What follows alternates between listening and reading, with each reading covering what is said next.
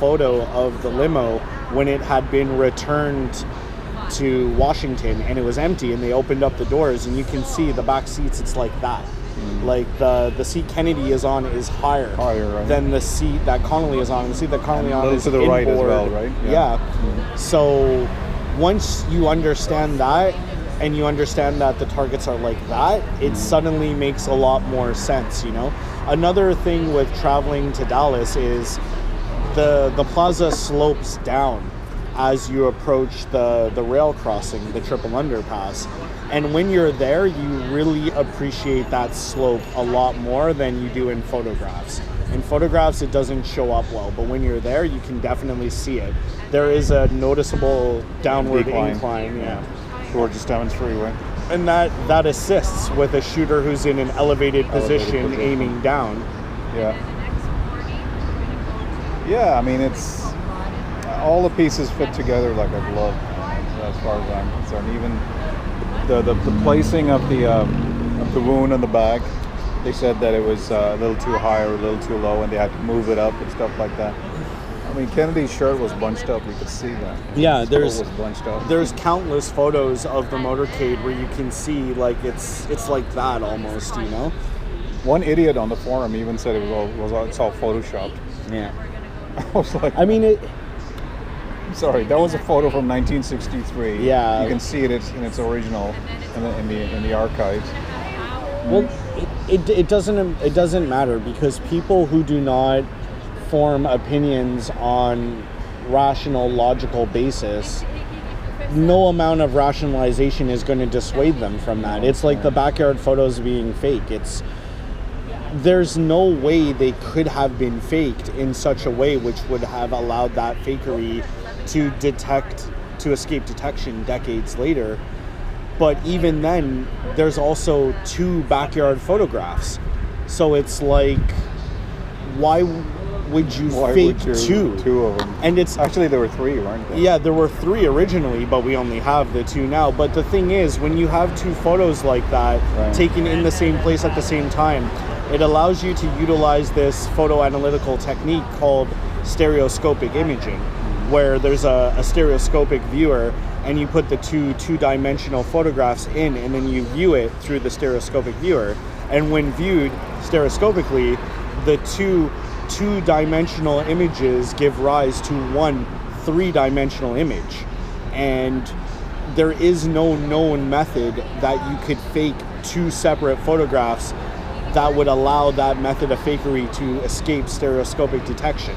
So it's like, not only did this conspiracy fake these photographs, they faked 2 of them, and they're the most perfect fake photographs that have ever been made, ever.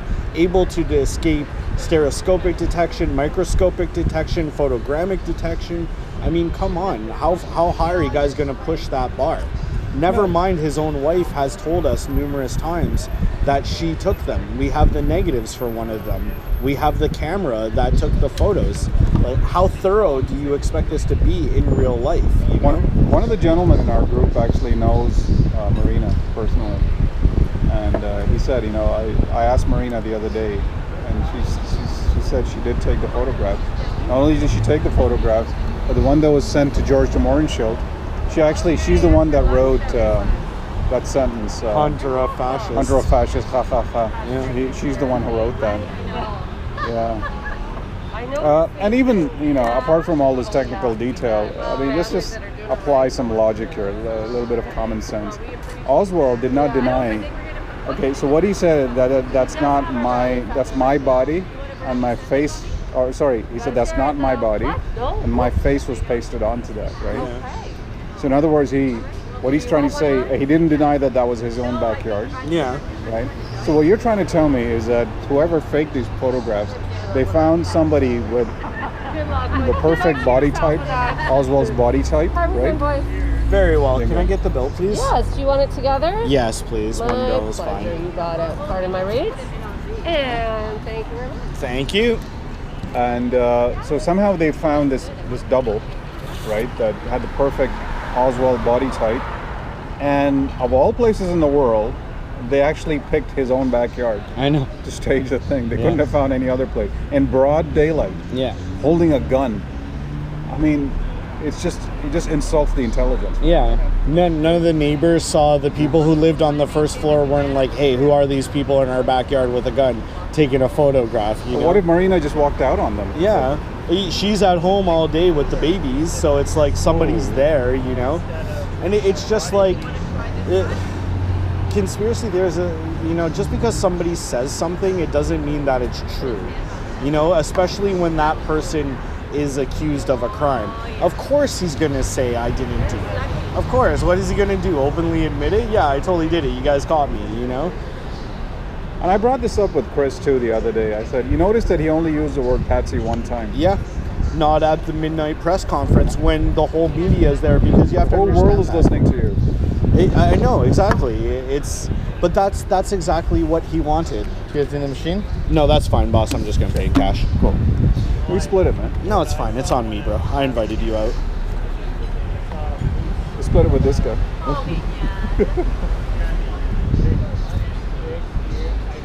I can't do math. Is that good? I believe so, yeah. Okay, you're good? Did you want any change? No. Okay, thank you so much. Do you want your receipt? No, I'm good, boss. All right. Thanks. Have a good one. Thanks for your... too. Thanks. Have a great day, guys. You too, bro. Excuse me. We're just doing a sort of a interview type of thing. Is it okay if we stay for a little bit longer? Yeah, that's fine. Yeah. Okay. We've got plenty of tables, so it's all Okay, good. cool. Thanks, bro. No problem. We can finish up, grab a drink, go to the park, have a smoke, and then we can switch to answering questions. Yeah, okay. Because I do have a bunch of questions that came from the group. Some of them I imagine will spur a lot of discussion. What was I just about to say? That's what he wanted, and that's what people will never understand. When he first came back to the United States, his brother meets him at Love Field in Dallas, Robert. And Lee says to him, what, no reporters? And Robert says, oh, I was able to keep it quiet. But later on, Robert comments, like, he looked into that guy's eyes and he could see that, yeah, he was disappointed that there was no media there because he wanted the attention because he's a narcissist, and narcissists always want attention, right? So when he got caught, finally he has it. He has strategic leverage. In his mind, there is information, there's knowledge, and the whole world wants it now.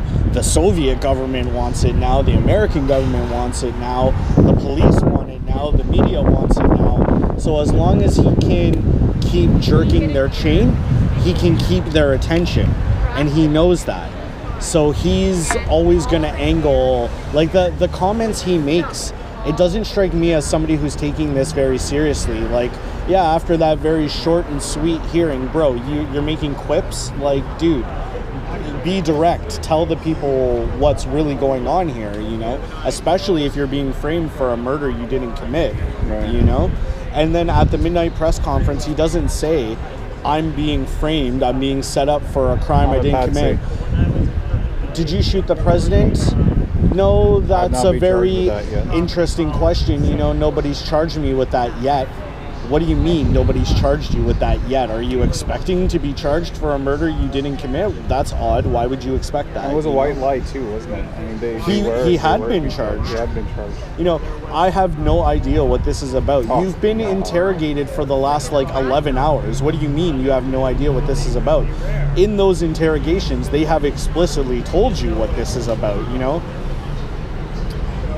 But to go back to his psychology, Oswald was a guy for whom death was omnipresent, right? His mother was a half orphan. Her mother died when she was young. His father died when he was young. He was in the Marines. There was a Marine that was in his unit that got killed in the Philippines. That, I believe that is still unsolved. Some people have speculated that might have been Lee Harvey Oswald. He might have killed that guy too. It was an apparent suicide, wasn't it? Or an accidental? It was an accidental death, I believe. He had shot himself in the Marine Corps. Yeah. He had attempted suicide, maybe legitimately, maybe not, when he was in the Soviet Union. When Marina took the photos, he said to her, it'll be something for Junie to remember me by. Yeah. You know, so it's like, you can see that he has this fatalistic attitude, that he wants to be a political militant, you know, and he wants to die for his beliefs, just like the Rosenbergs died for their beliefs. In the Rosenbergs, he might have seen an idealized mother and father figure, people that he could identify with much greater than his actual mother and father, you know? As he's being taken from the Texas Theater, when they finally arrested him, he's alleged to have said to one of the arresting officers, "What happened? Policeman got shot? I hear they fry for murder here." And he goes, "Oh, it's okay, it only takes a second to die." Like, he's already resigning himself to his fate. Like, he knows how this is going to end. And even his last words when they confronted him was like, "It's all over now." Yeah. I guess it's all over now. This is it. This is it. Something like that. Like, I mean, this is it. And he goes for the gun. And I'm having a discussion with a guy right now who's... These people are just... I have to question if they're not just trolling me. Because some of this stuff is just crazy. Like, there's no proof he went for the gun. It's multiple eyewitnesses. Oh, Steve Toyne, right? Steve Toyne. It could be. It could also be our buddy John. I don't know how to pronounce his last name. It's an Italian name, I believe, Licati or something like that. He's always making those arguments. Well, there's no proof he had a gun. There's no proof he went for it. It's like... Brewer saw him go for his gun. Yeah, so did Hugh Ainsworth, who was in the theater. So did Officer McDonald, the cop who took it out of his hand and punched him in the face, you know, like... How much more proof do you want there to be, you know? It's one of the interesting things, like, conspiracy theorists can cite the HSCA's conclusion that there was a probable conspiracy, but they cannot cite any other conclusion of the HSCA. Conspiracy theorists can tell you that the bullets that were recovered from Officer Tippett's body could not be matched to the revolver to the exclusion of all others, but they can't tell you why. They don't understand the difference between 38 and 38 special, you know? Like, they don't understand that they bring the barrel is chain of oversized. custody and Yeah, well, I mean, it's like, again, you know, follow these ideas through to their logical conclusion. You have 4 shells. 2 are recovered by Poe, 1 is recovered by Doherty, and 1 is recovered by a different guy also named Doherty but spelled differently. The 2 Doherty shells, the chain of possession is solid. Doherty testifies, yes, this is the shell, here's my mark, it's right there. So it's like, the shells, if we're going to say, like, if you're going to fake it, you can just fake everything, right? But if we're going to, you could fake the chain of custody too, right? But if we're going to say that the chain of custody for the Poe shells are suspect, but the chain of custody for the Doherty shells are not, you have a case where there are 2 legitimate recovered shells that match Oswald's revolver, and then you have 2 fake shells that also match Oswald's. Why not fake all of them? Exactly. Well, that's what I'm saying. Like, why go halfway to fake it? But at that point, if you have 2 shells that were legitimately recovered from the scene and they match his revolver, then they all have to be legitimate. Because why would you fake 2 that also match his revolver, you know? Yeah, they don't follow the argument to its logical conclusion. Because you bring up all these little nitpicky details. Now, okay, so what? What is your conclusion? What is your solution to the problem, right? Yeah, exactly. And it all starts with a fundamental mistake of deciding on a theory and manipulating the facts to fit the theory rather than the other way around. Yeah. The fact that I'm a Sherlock Holmes fan, it really, those books really influenced me. Oh yeah. Yeah, the entire Sherlock Holmes canon, I read them cover to cover. Awesome. Many times. And so that methodology, right? I mean, those stories a lot of them are very fanciful, but the methodology is sound. So at one point he says, data, Watson. I cannot build a wall without bricks. Yeah. I need data. So he says that, right? So in other words, you take the facts and see how they form a theory, rather than create a theory in your mind and try to manipulate the facts around that. Yeah. No, that's so. It's you have to let the facts speak for themselves. Yeah, definitely. It's like, actually, to quote Sherlock Holmes, once you've eliminated the impossible, whatever remains, no matter how improbable, is the truth. There you go. To be the truth. And that's how it is. And that was a thing for me, trying to understand the mechanics of the shooting itself. I kept gaming out various scenarios, but they were always impossible. And then one day it just kind of clicked in my mind. I'm like, why am I excluding the actual official conclusion? Why am I approaching this with the attitude that the official conclusion cannot possibly be true? Like, why am I taking that as a priori assumption? And the second I stopped doing that, it all just fell away, you know? Instantly, I was like, oh my God, this is the most straightforward, simple thing in the world, you know? A little digression about Sherlock Holmes. Recently, I read a story about somebody who's a tour guide at the Sherlock Holmes house. And apparently, there's some people who don't know that Sherlock Holmes is a fictional character. Yeah. The guy gets fan mail. And when they ask, oh, where's Sherlock Holmes? The tour guides are instructed to say, oh, he's at work, he got a case at the moment. Can you imagine the arguments from Americans when they get back home? They're like, no, Sherlock Holmes is real. I went to his house. He was out working on a case. Brits are just as bad, believe me. They did a survey. 30% of, I think it was like some ridiculous 20 or 30% of Britons thought that Sherlock Holmes was a real character and Winston Churchill was a fictional character.